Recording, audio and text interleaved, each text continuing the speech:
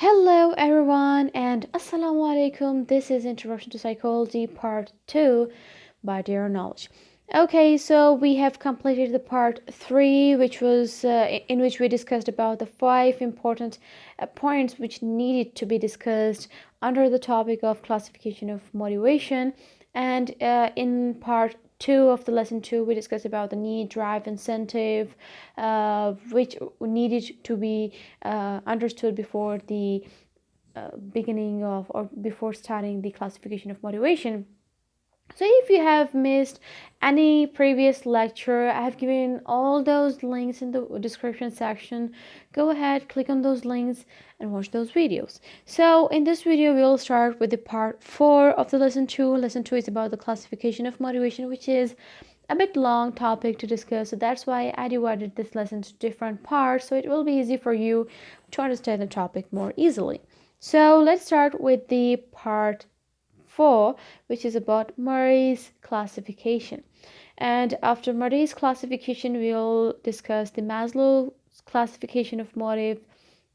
Then we'll discuss Hildegard's classification of motive and few other classification of motives. So let's start with Murray's classification of motive.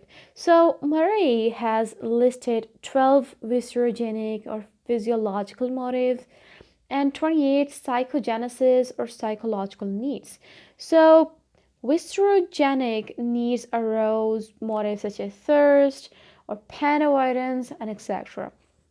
Whereas psychogenesis needs or psychological needs have been classified under 6 categories. The number 1 is needs associated with inanimate objects, for example, acquisition, conservation, orderliness, retention, construction. And number 2 is the second category of the psychological need according to Murray's classification is needs expressing ambition, willpower, desire for accomplishment, achievement, and recognition.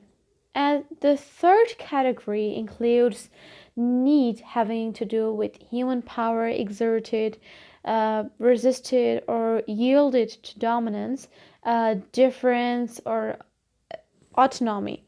And the fourth category involve needs having to do with injuring others or oneself, aggression, abasement, avoidance of blame.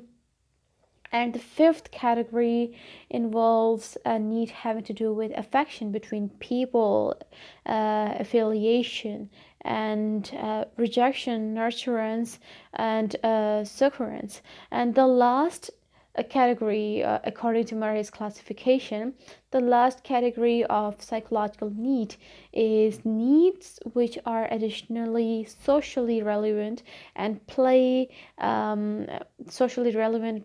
position.